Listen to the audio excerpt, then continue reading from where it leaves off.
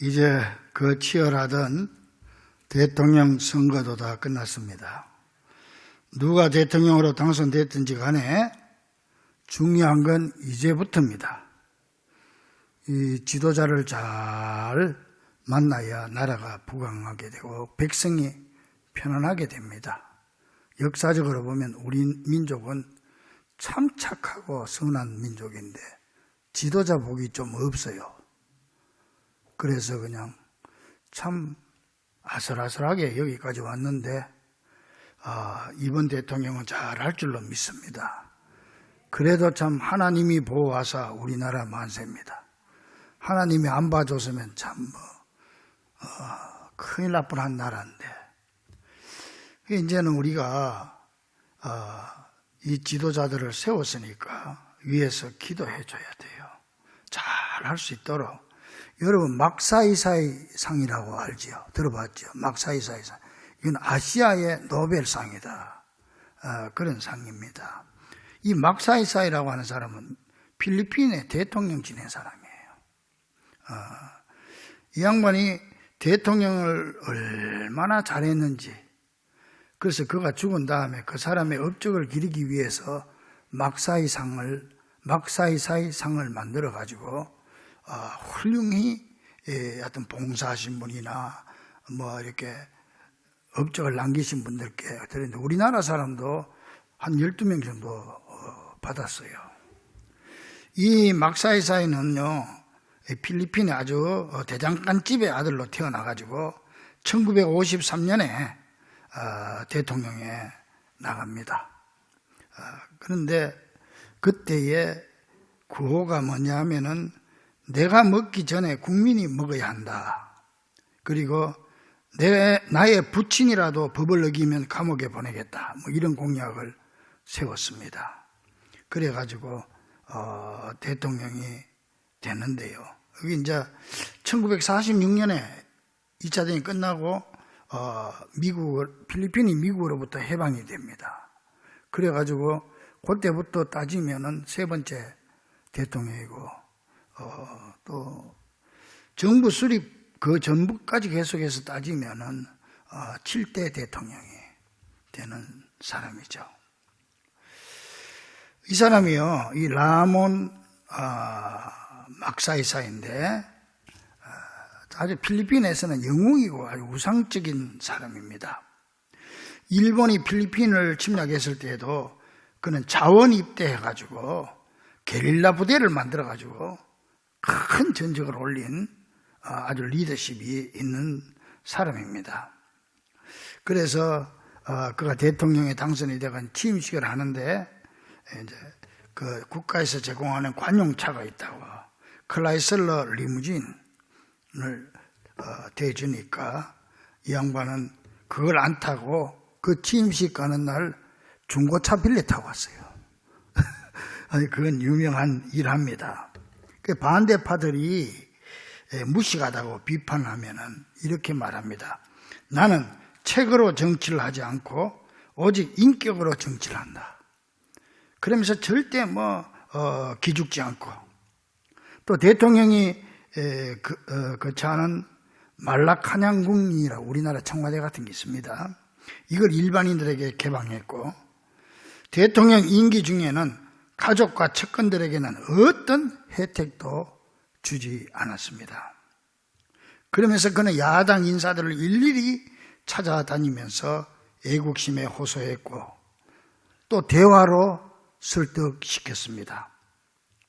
어느 날 필리핀의 수도 마닐라 한복판에서 화물차 한 대가 경찰에게 교통 위반으로 걸렸습니다. 그 대라고 하니까 그 옆에 이제 갓길에다가 차를 댔습니다. 그리고는 경찰이 와서 수고하십니다. 지금 당신은 교통법규를 위반했습니다. 그러니까 운전면허증을 좀 주십시오.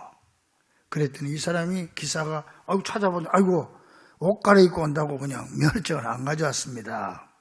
그랬더니 아니 운전하는 사람이 면허증 가지고 다니는 거는 당연한 상식인데 그걸 잊었습니까?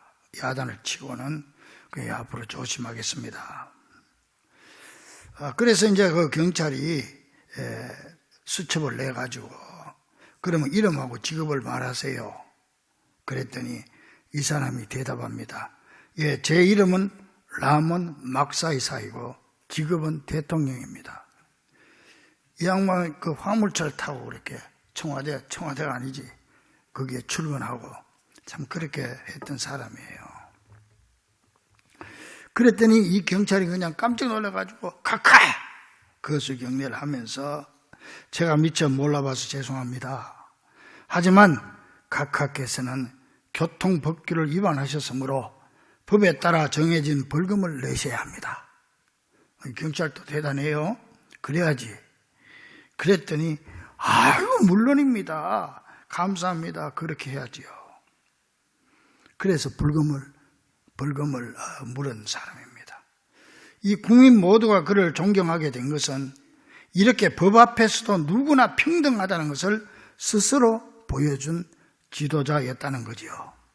이런 막사이사이의 영도력으로 필리핀은 그 당시에요, 아시아에서 경제력이 2위였습니다. 일본이 1등이고 그 다음에 필리핀이었습니다. 일본하고도 차이가 얼마 안 났어요. 그 정도로 부국이었어요. 선진국이었습니다.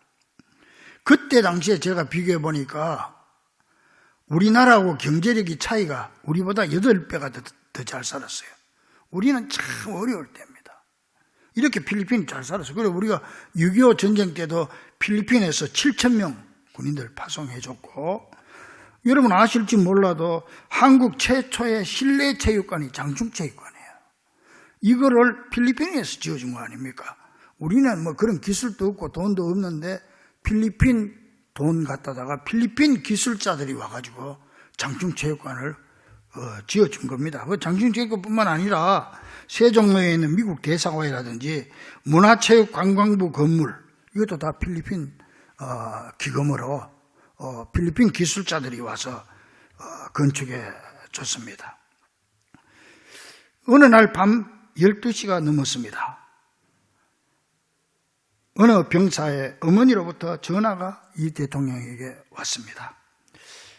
그 어떻게 대통령한테 밤중에도 전화 연결이 되는지, 뭐 그 나라는 그 시스템이 어떻게 되는지 몰라도 그런 얘기가 있어요. 대통령이 받아보니까 밤중에 12시가 넘었는데, 대통령 각하, 내 아들이 전방부대에서 총기 사고로 죽어갑니다. 제발 살려주세요. 안타까운 어머니의 전화입니다. 대통령은 밤 12시가 넘었는데 1시 가까이 다 돼가는데 황급히 군용기를 타고 그쪽으로 달려갔습니다. 그러자 얼마 후에 대통령이 그 비행기 사고로 운명했다는 비보가 들려옵니다. 이 사람이 47살인가 6살에 대통령이 돼가지고 50 나이에 그렇게 비행기 사고로 죽게 되지요.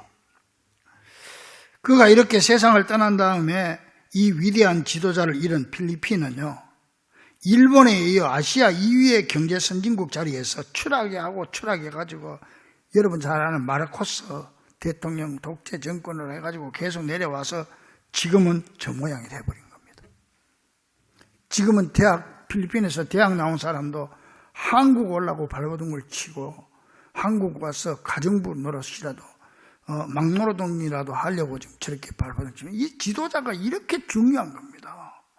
이 지도자의 그 지도 정치라고 하는 게 이게 한 국민을 아주 그냥 이렇게 곤두박질 치게 만들 수도 있는 거예요. 그러니까 우리는 그저 내가 누구를 뽑았든지 상관없이 뭐 기도해 줘야 돼. 그 사람이 뭐 잘해야 돼. 제가 저 남미의 아르헨티나 부흥회를 오래전에 갔습니다.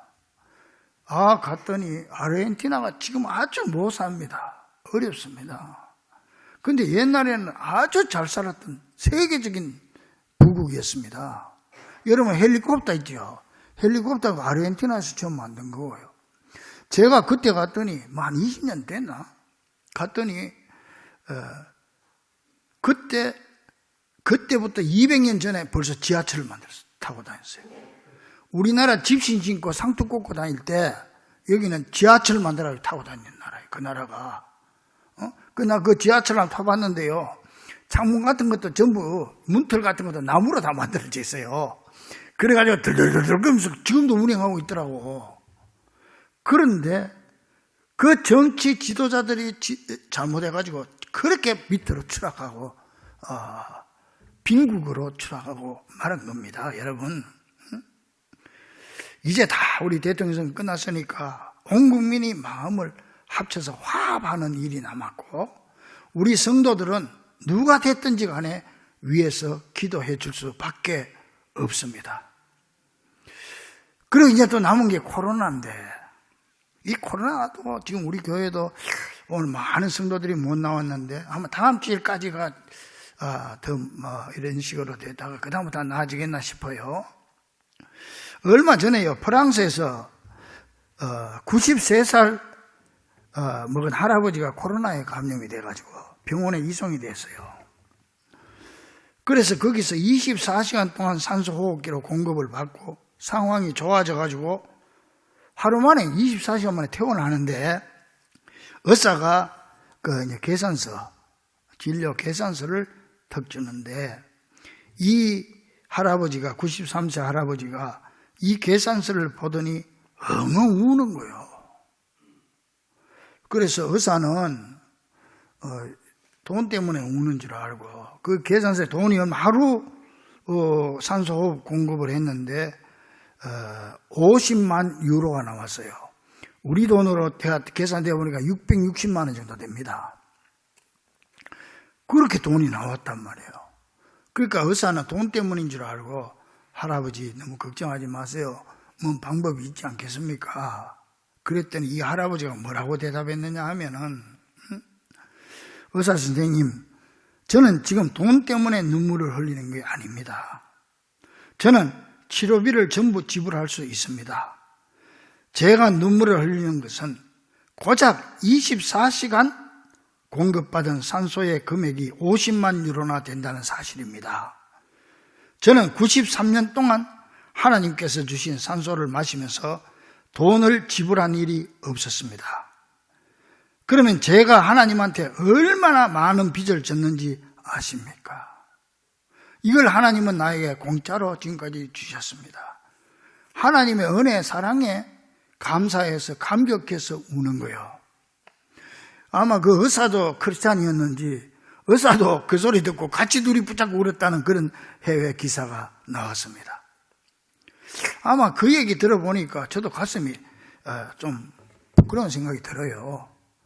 우리가 그 공기 외에, 산소 외에 얼마나 많은 하나님의 사랑을 지금 공짜로 지금 받고 있으면서도 우린 그걸 감사한 줄 모른다는 거예요. 이 93세 할아버지는 24시간 동안 치료받고 나서 깨달았는데 우리는 지금 과연 깨닫고 있느냐? 참 우리한테도 시사하는 바가 참 많다고 생각이 됩니다. 여러분, 지금 우리는 사순절을 보내고 있습니다. 지난 주일에 말씀드린 것과 같이 사순절은 경건과 절제의 훈련 기간입니다. 그래서 지난 주일에는 경건 훈련으로 예수님의 십자가를 바라보고 그 피를 내 영혼으로 수혈시켜서 그 십자가의 보혈이 내 심장에 고이게 함으로써 우리의 영적 체질을 경건의 체질로 바꿔야 된다.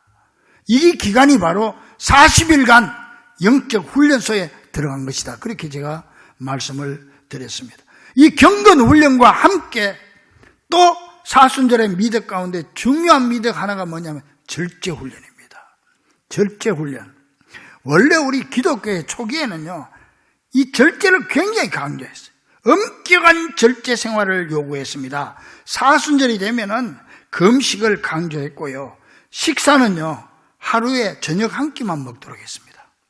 이 초대교회 때부터 쭉 이렇게 중세 그 오기까지 그렇게 했어요. 그리고 생선이나 육류나 달걀로 만든 음식은 일체 못 먹게 하고, 연극이나 무용이나 오락 이런 것도 금지하고, 옷도 화려한 옷을 입는 걸 금지시켰습니다. 이렇게 절제를 강조했어요. 그 대신에 예배 참석하는 것과 기도하는 걸 강조해서 거기에 몰두하는 사순절이 되도록 그렇게 영적인 훈련을 시켰습니다. 이 절제라고 하는 건 사전적 의미는 알맞게 조절하는 것, 알맞게 조절하는 것, 그렇게 돼 있고, 윤리학적으로는 방종하지 않도록 감성적 욕구를 이성으로 통제하는 것, 이렇게 되어 있습니다. 그러나 우리 기독교적인 의미로는 절제란 하나님을 두려워하고 그 앞에서 정결하며 우리의 행위를 알맞게 조절하고 하나님을 중심으로 그가 기뻐하시는 행위를 하도록 하는 것이다, 이렇게 말할 수가 있죠. 특히 우리 한국 교회는요, 역사적으로 절제와 아주 깊은 관계를 맺고 있습니다. 처음에 130년 전에 한국 땅에 선교사들이 올 때는 깜깜했습니다. 소망이 전혀 없었습니다. 어떻게 이런 나라가 이 세상에 있는가, 그렇게 생각을 했습니다. 그런데 가만히 선교사들이 와서 보니까 얼마나 가난한지, 또 우리 민족이 그때는 선교사들이 보기에는 얼마나 게으른지, 그 굶어 죽는데도 뭐 양반들 팔짱 끼고 이거 아니고 뭐 완전히 막 이건 이해가 안 되는 거야. 가난하죠, 게으르지요. 교육을 제대로 받았습니까? 그래서 선교사들이 안 되겠다 해서 교회 유인주일 학교, 어린아이들부터 교육시켜야 된다 해서 유년주일 학교를 모집해가지고 이제 그걸 가르치는데, 그 우리나라는 그때 뭐 노래도 별로 없었어요. 옛날 타령이나 있었지 뭐 있습니까? 근데 이제 노래도 지어가지고 아이들을 가르치면서 교육을 시켰는데, 그때 노래가 뭐냐 하면은 나도 어릴 때 불렀던 생각이 나더라고. 그러니까 나도 옛날 사람인가 봐. 내가 보기는 이렇게 새파랗게 젊어 보여도 나도 나이가 꽤 됩니다. 이 말씀 준비하다 보니까 생각이 나요. 그 노래 여러분도 아마 기억나는 분들이 있을 거예요.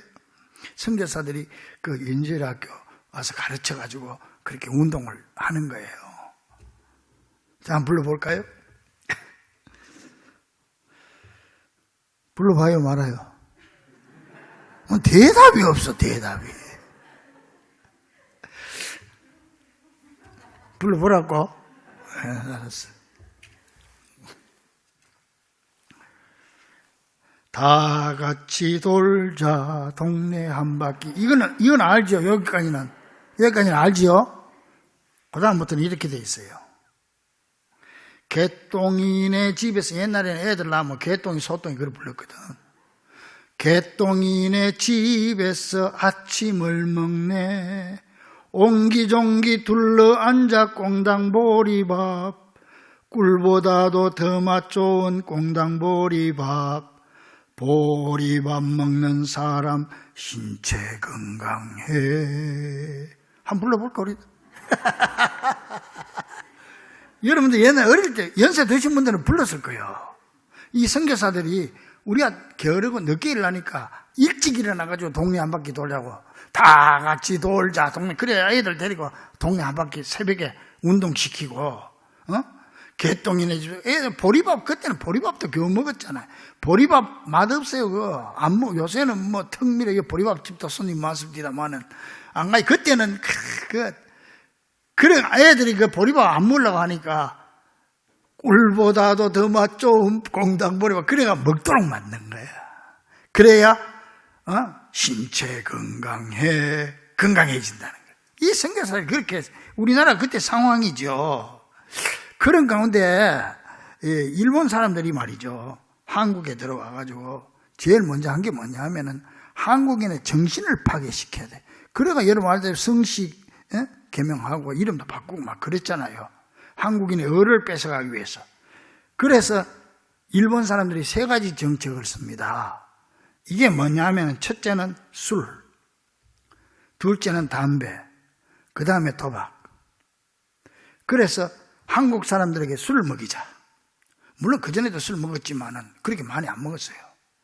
근데 일본 사람들이 골목마다, 시골마다 주막집을 만들어가지고 그제 한국의 젊은이들이 나라 뺏긴 서름을 술집에서 달려라. 술이 안 먹고 달려. 그래가지고 그때부터 생긴 말이 좋아도 한 잔, 싫어도 한 잔이 그때가 생긴 거예요.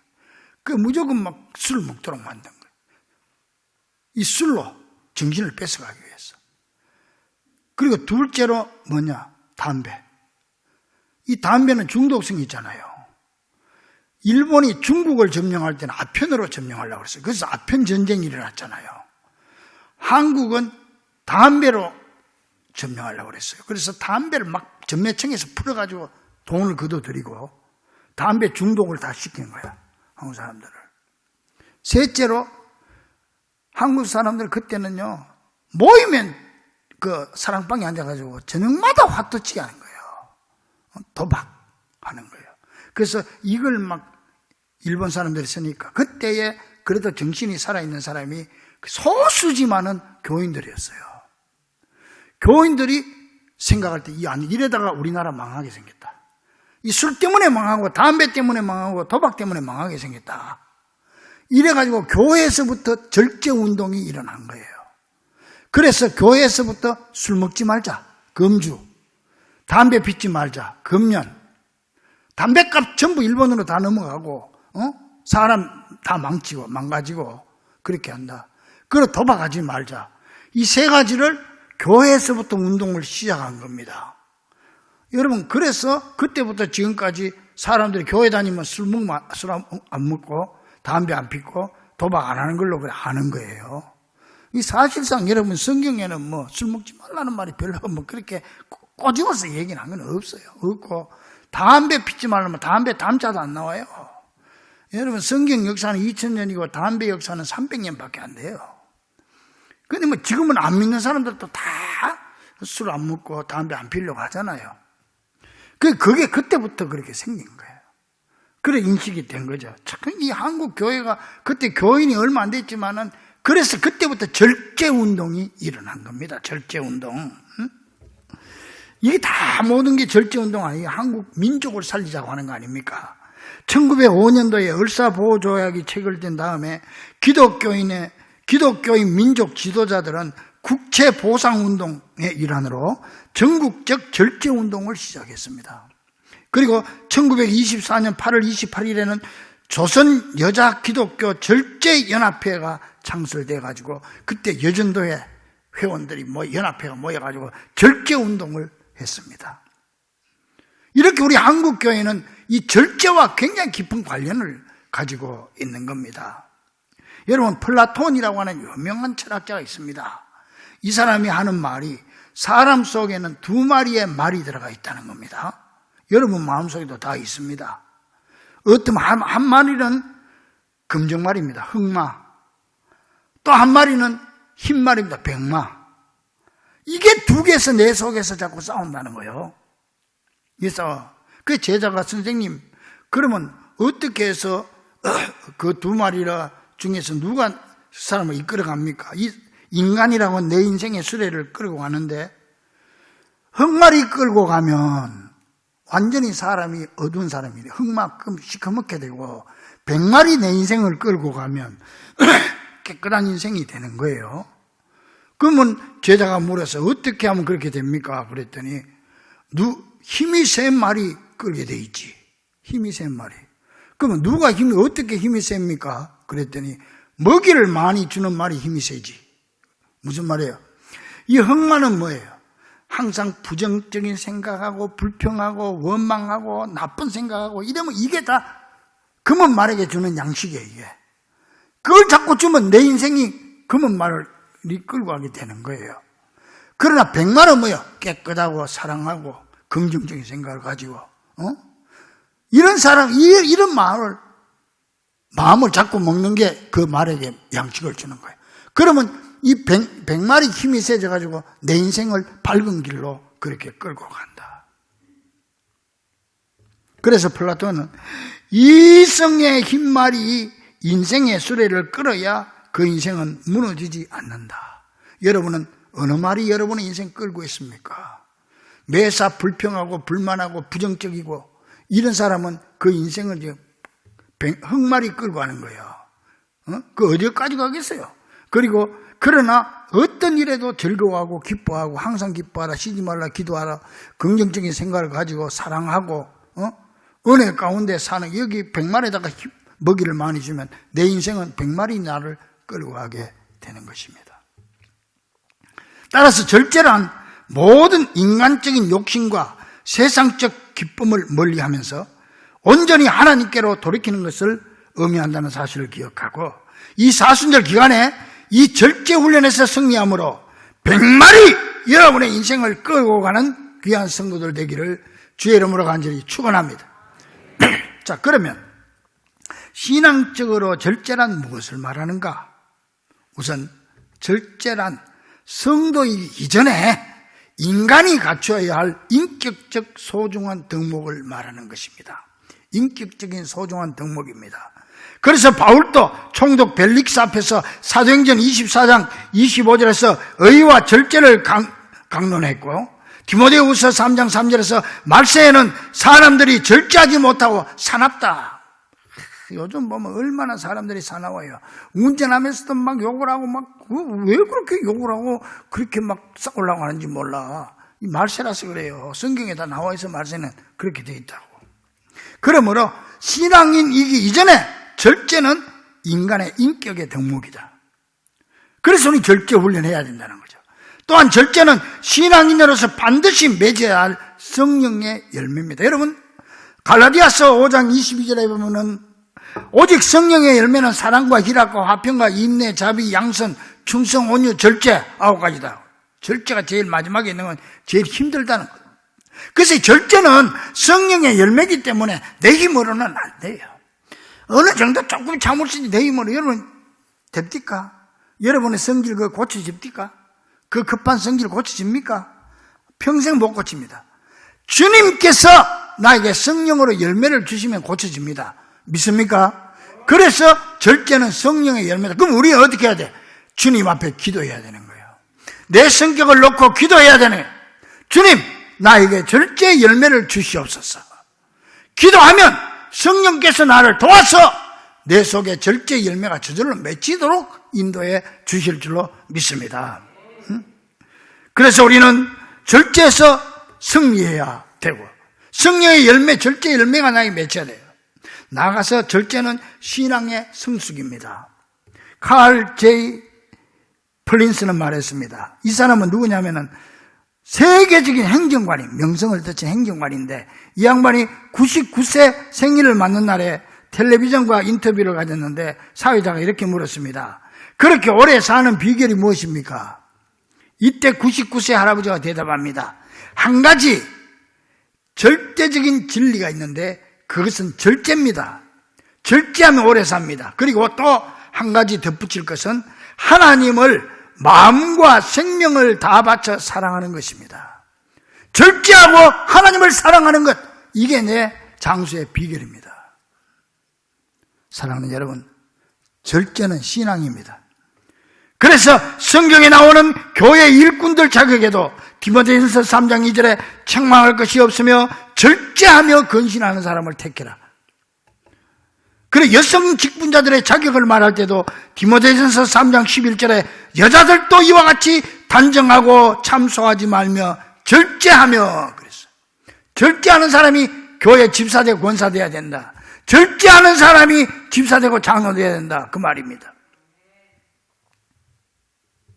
이렇게 절제는 교회를 섬기는 모든 직분자들의 신앙 성숙의 표징으로 먹는 것, 입는 것, 시간관리, 우리의 전 삶에 절제는 반드시 필요한 덕목이라는 사실을 반드시 이 사순절에 깊이 깨달을 수 있기를 간절히 바랍니다. 사랑하는 우리 중부가족들이여, 이 사순절은 영적 훈련 기간입니다. 훈련소에 들어왔습니다. 특히 경건과 절제 훈련 기간임을 기억하고 하나님께 절제 열매를 달라고 기도하고 성령님이 도와달라고 기도하므로 우리의 말을 절제하여 내 입술이 예수님의 입술이 되도록 합시다. 먹는 것을 절제하여 우리 몸이 성령님이 거하는 거룩한 전이 되도록 합시다. 우리가 입는 것도 절제해서 예수 그리스도로 옷 입는 삶이 되게 합시다. 우리의 힘을 절제하여 예수님을 전하는 데 사용합시다. 우리의 시간을 절제하여 교회에 유익한 시간을 많이 가지도록 합시다.